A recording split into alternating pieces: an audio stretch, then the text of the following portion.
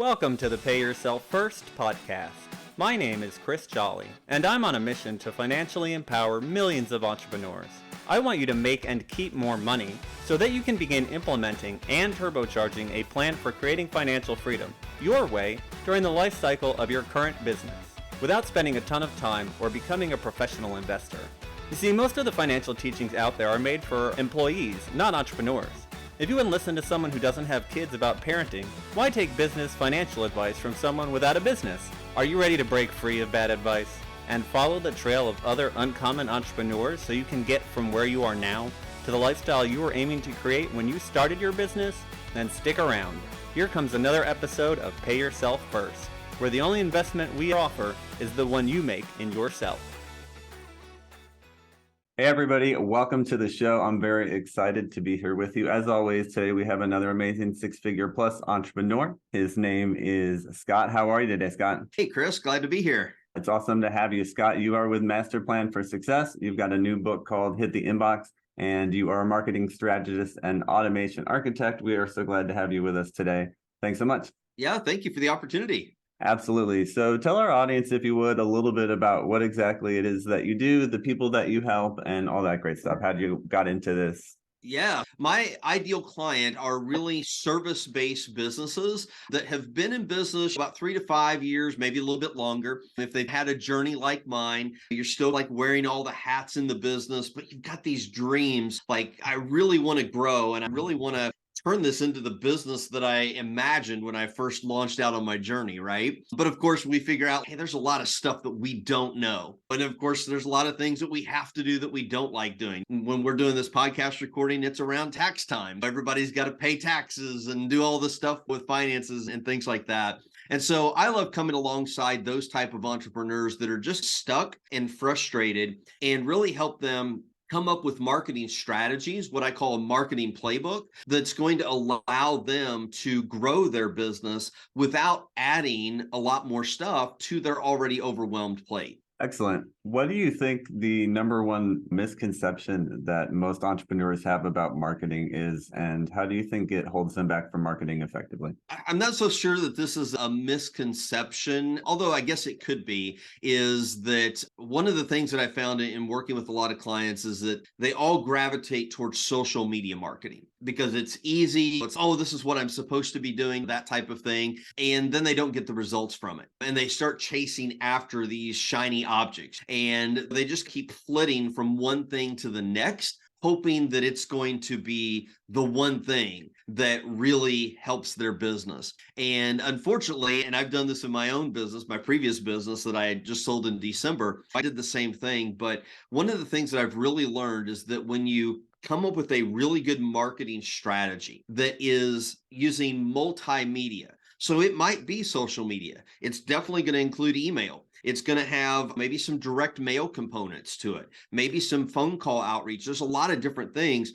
When you have this multimedia approach to marketing, then you can go deep. And when you go deep on those marketing strategies, that's when you start to see results. One of the things that I found, suffered this myself, we give up way too early, right? We think, oh, we just haven't seen any results. I'm going to go to the next thing. And if we just would have pressed on a little bit longer, we would have seen results. That's such a great point. Can you talk about how long it actually takes? Because I think we take it for granted and we get in front of people one or two times and then we don't hear back and we throw in the towel, but it takes multiple times, doesn't it? It really does. And the numbers are all over the place. Some people will say, oh, it takes 7 touches to really grab somebody's attention. You'll hear numbers up to 16 or whatever. And it just varies based upon your audience. But really, if you've got targeted list, if you know who your ideal customer is, and that's one thing that I really do see that a lot of entrepreneurs miss. They go out and they start doing all this marketing, but they haven't really given any thought like, who's my ideal client? Who's the one that I really want to work with? Who can I really help? If you take the time and you nail that, everything else is much easier and it comes much faster because once you know who your perfect customer is, then you can use messaging to speak to that perfect customer. And then that can inform your marketing strategies because now you're going to be able to find your perfect customer and reach them where they're at. Absolutely. So what's one of the most effective techniques that most people aren't talking about right now or don't know about at all? So one of the most effective techniques, and this is a little old school, is email marketing. Now, here's the thing. Most small businesses, they're doing email marketing. Why? Because that's what we're told to do. Back in 2013, in my first business, which was a small IT company, I got in the world of marketing, direct response marketing, and I was told, hey, you need to be sending emails to your clients. You need to be emailing your prospects as well. Okay, cool. In 30 minutes or less, I can go out and I can get a subscription to Keep or MailChimp or ActiveCampaign, any number of platforms, and I can start sending out emails. And I'm okay, cool, I'm sending out emails, but I'm not getting any results from that. And it's because of what we haven't been told about email marketing so that it's not as effective as it can be. One of the things that a lot of people that I consult with when it comes to email marketing is, oh, but I've looked up the statistics and like for my industry, the average open rate is between 10 and 15%. And I'm right in that range. I'm doing pretty good. And I say, no, you're average.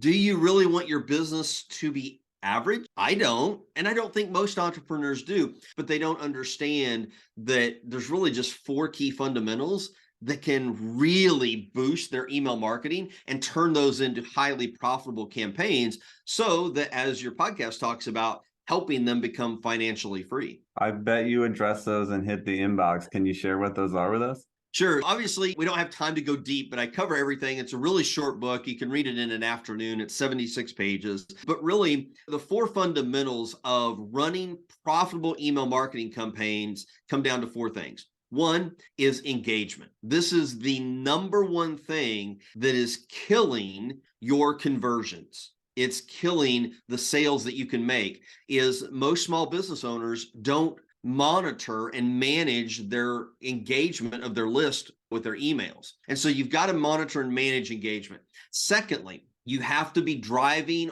on the email marketing highway legally. And 92% of small business owners are driving illegally on the email marketing highway. There's 3 authentication records that need to be set up on your sending domain. And most small businesses don't have any of those. And if they do, many of them are improperly configured. That can cause problems with getting your emails delivered. The third thing when it comes to running profitable email marketing campaigns is obviously your content. How is it laid out? What are you saying in your emails? What's your subject line consist of? How many links are you including? What sites are you linking to? All that type of stuff.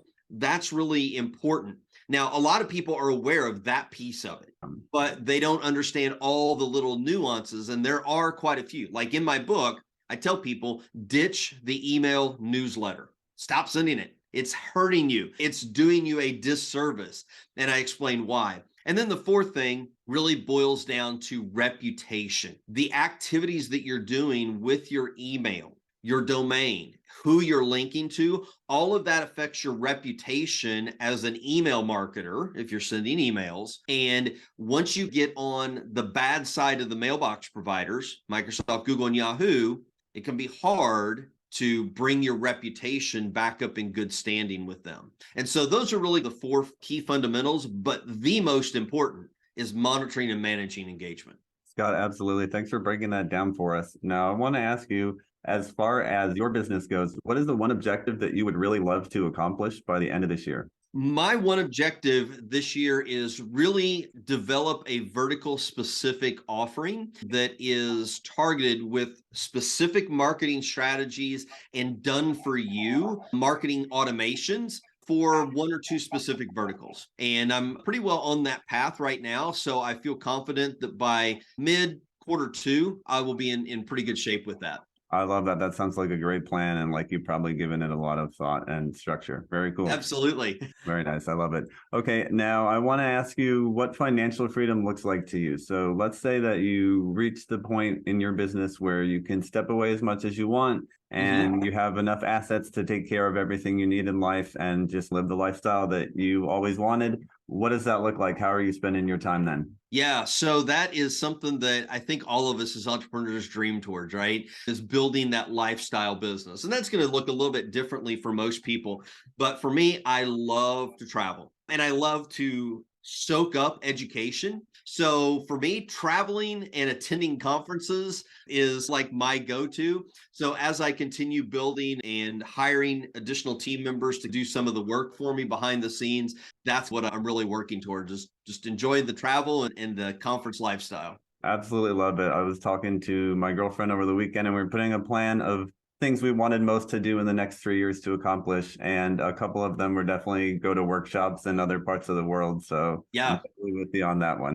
Great. Yeah. Very nice. Now, I guess the last question I really have for you is, as far as your business, think of it as a hose, okay? And the cash flow through your business is the water. Now, as we know, hoses can get all kinked up, right? So what is Yep. the one kink in your business that's stopping you from bringing more cash flow in? Ooh, that's an interesting question. I think for me, a lot of it is really me being the bottleneck in the business. So I know the marketing strategies that can work, and I know that it takes time to develop those. And I guess for me, it's because I've had some bad experiences of hiring people to outsource different things too, that my natural tendency is do it myself. And I suck at doing a lot of the tactical things. So don't ask me to set up a Facebook ad campaign or record TikTok videos or anything like that, because I just don't know how to do the technical component of those things. And because I've had some bad experiences,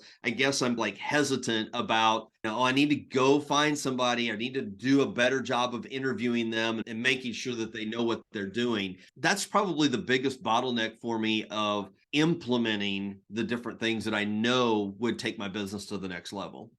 Yeah, I think that's something that so many entrepreneurs face, especially if they're moving from solopreneur to working with a team, or Yeah. if they've had a team and it didn't go exactly as they would have hoped for it. But delegating is also so crucial to taking those next steps and starting to scale your business. Is especially if you're wanting that freedom, right? That time freedom to be able to travel and do all of these other things.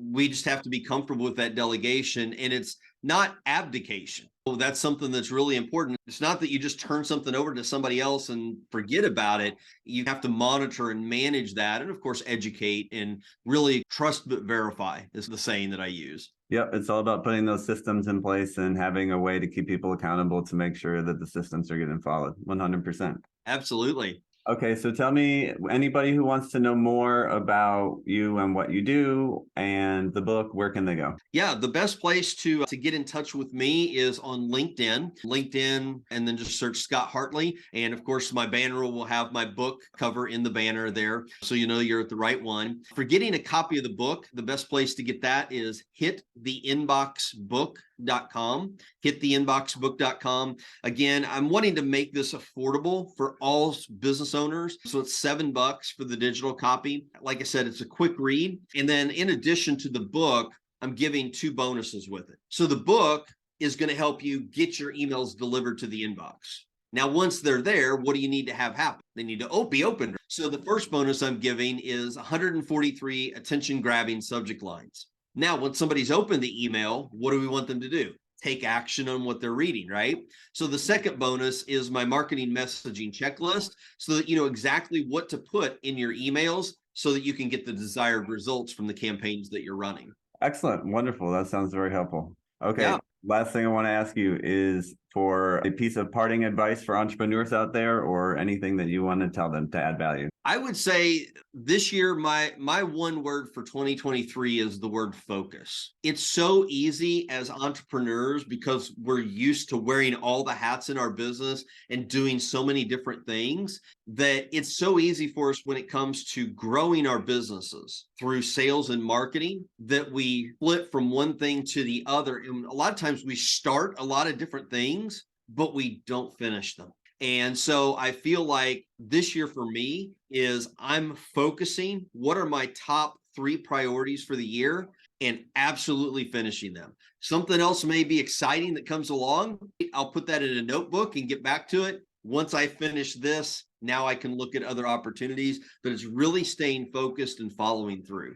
I think that's so important right now, and something that a train that so many people have boarded, because there are so many distractions out there now. And if you don't Yeah. pick two or three things and stick to them pretty religiously, you're going to get pulled in all kinds of directions. Yeah. And you just, if you've got a lot of unfinished product or projects, you're not ever going to see any results from those things that you've started. We actually have to finish them, follow through and finish them. Yeah, 100%. Okay, I'm going to sneak one more question in here. Can you talk to us, if at all, how you have been using the new AI tools in your business, or what it's going to mean for business going forward as far as automation goes?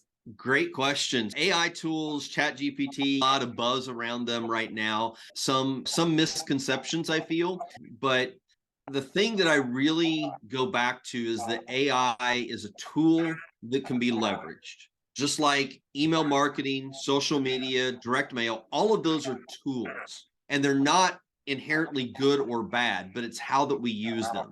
One of the challenges that I know many small business owners have is, how do I come up with content for my marketing campaigns, especially if you're doing email marketing? Now, I recommend that you send at least an email once a week.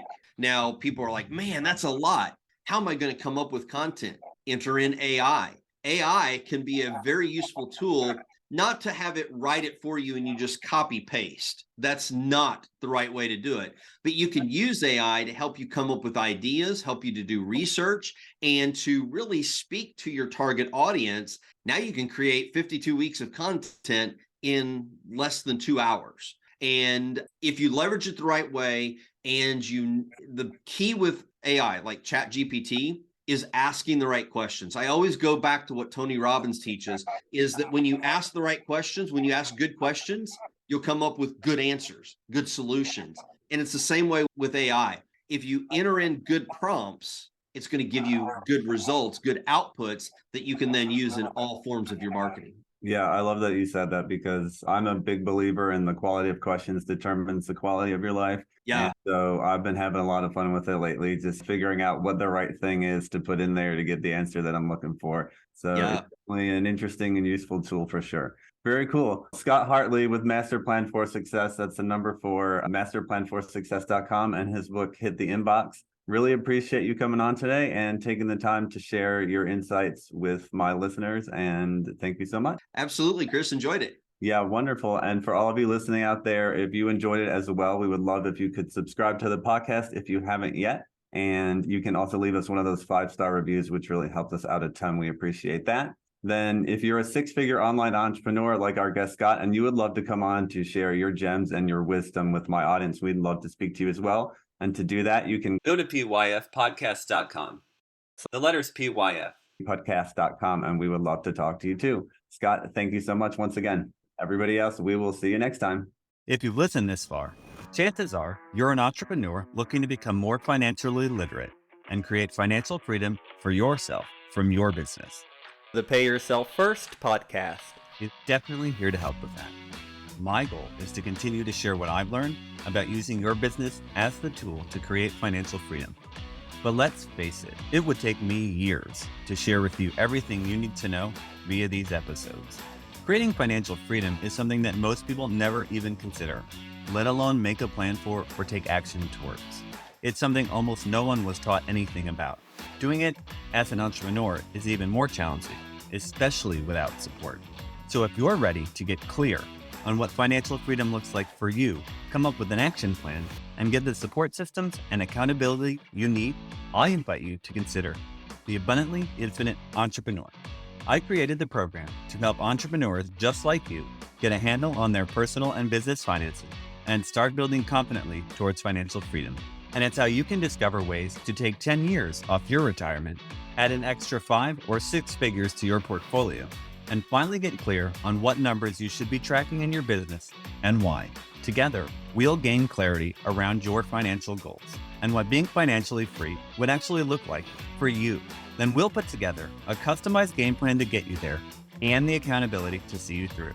And by the way, you're also going to get all the spreadsheets you need to run your numbers, lifetime access to the materials, including any updates, and entry into our members-only community. In addition to all the knowledge, coaching, community, and systems that you need to create financial freedom from your business. You'll also receive a free financial assessment, a retirement planning session, and guided meditation aimed at helping you embody the feeling of true financial freedom. So yeah, you can just listen to the free content on these podcasts to help you move towards becoming a financially free entrepreneur. And sure, you'll likely see some results, or you can make the decision to commit to learning, implementing, and embodying what you need to know to create the financially free life you dreamed of when you started your business journey. Click the link in the show notes to answer a quick questionnaire, and you'll be on your way to joining the abundantly infinite entrepreneur.